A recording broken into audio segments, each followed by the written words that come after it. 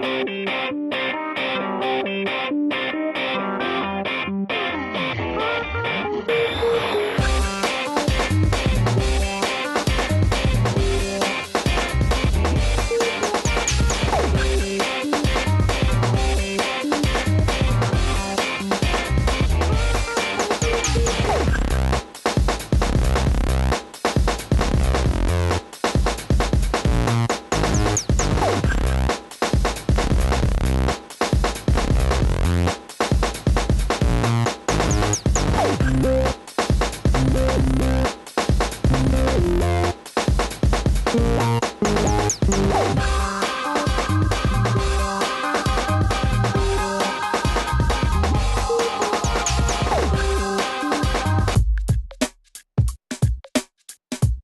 I'm so proud of my family, and especially my father. I think he's a dream.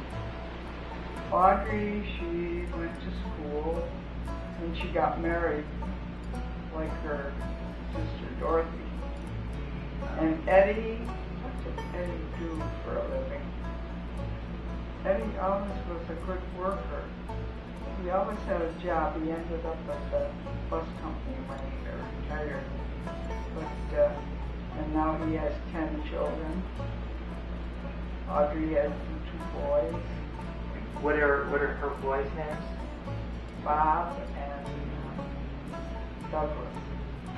And she was just like my own child. My mother wasn't very well anyhow, so we took her all over with us. We took the younger cooks to Irene's Valley. She's in one of these places, and she only has one granddaughter, because she has, well, the 2 sons, the second son just got married, and he married a lady that has 2 boys, but no one don't care too much about them because she wants to rule everybody, and you can't. That's his wife. She let them alone. That's their life. She can't rule the roost. She even tells the minister off what's right and wrong, and she is a good person, but he's wise enough to take it like I do.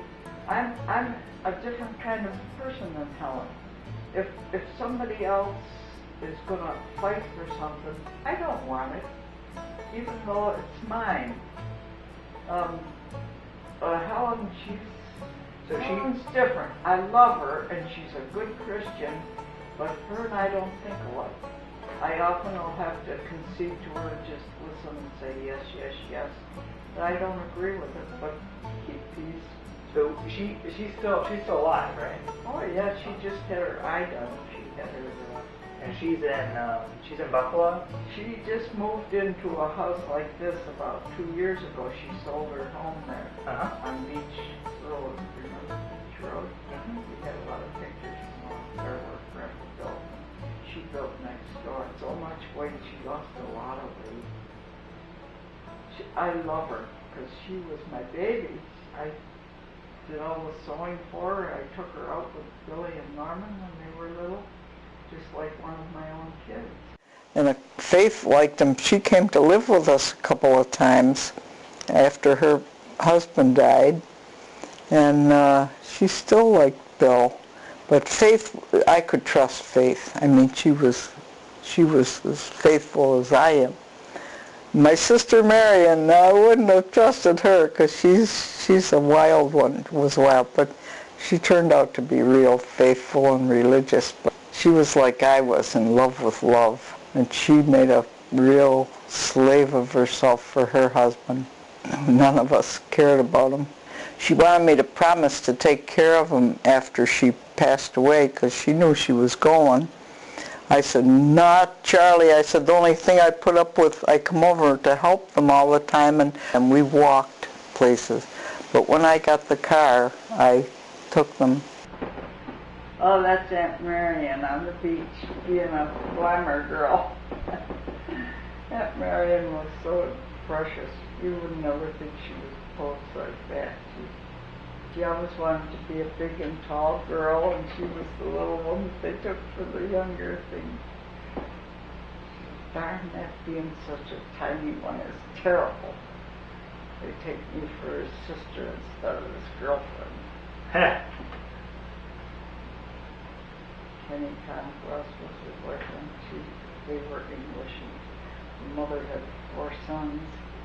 And she said, "Miriam, Miriam, you do attract the boys." And Miriam was so happy that she could attract the boys. But she said she was always so short that everybody thought she was so young. Nothing wrong with that. I think that's what God gave him then for, was to like them. Is that Irene? Yeah, that's Irene Cook. She's my favorite little cook outside of Willie. Grandma. Oh, and Grandma Cook, she was known by the whole neighborhood. All the boys called her Ma Cook. My mother wasn't so popular with the neighborhood kids, but she knew a lot of these. We would drag home.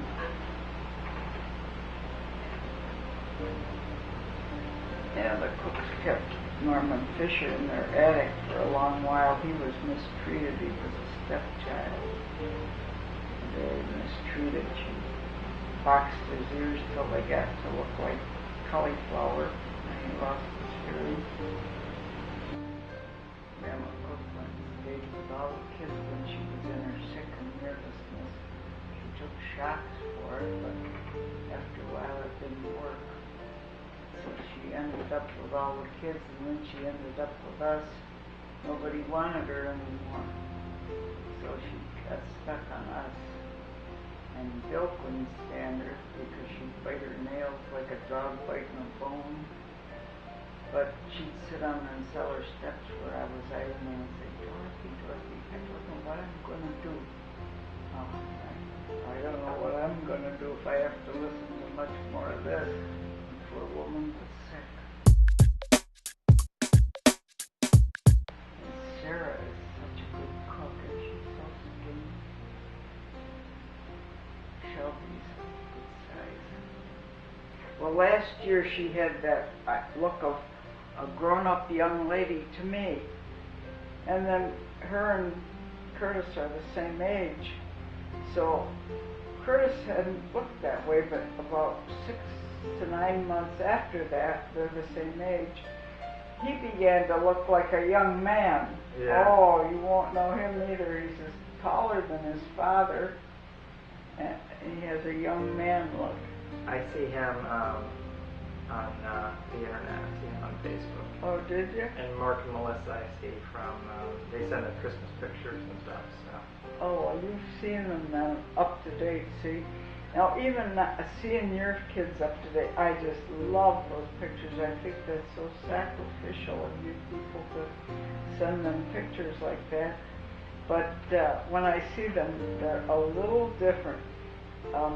Autumn she's a much more beautiful child than in her pictures, and her hair is so much different.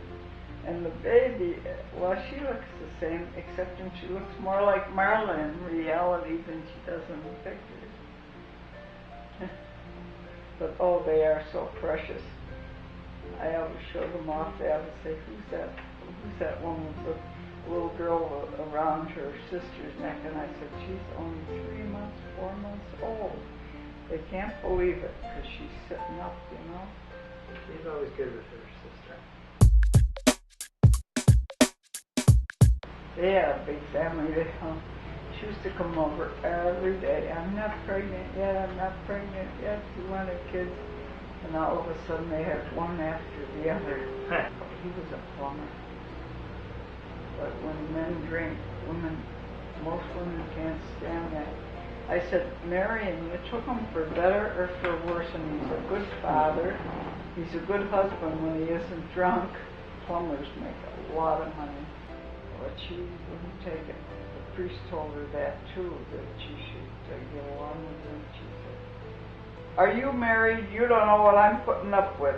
You just don't know what married men stand for," and all this and that. She told the priest off. I think, well, if you get stuck with it, that's your fault, you know. And, oh, Pat was her niece. The next one was Noreen, and she's a fly-by-night. She went to Europe and got married and divorced and had about 10 boyfriends, and she has one child that's grown up. Her mother would always say, oh, that Noreen, I don't know what to do with her. Because Patty was a down-to-earth, very good girl. And then they waited so long, they had Noreen too. Noreen was the one that was. Then they had Marilyn that was Billy's age.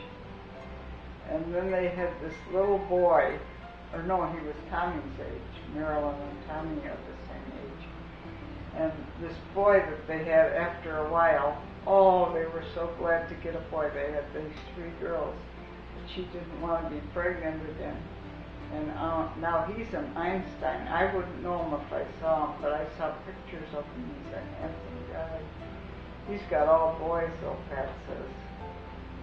He has all boys. They live upstate someplace, and she lives in Maine. We shared things together. See, we moved in that apartment house on Michigan Street. From then on, we were friends. Everything we did were together. Jerry's still alive. I talked to her. She's down in Texas. But she's as happy as a lark, but her mind doesn't remember a lot of things. Oh, yeah? Well, that's too bad. Well, you know, in a way it's good. She's happy as can be about it. She was in Florida, and when she lost her husband, she was there alone, so her daughter in Texas picked her up and brought her to Texas with her.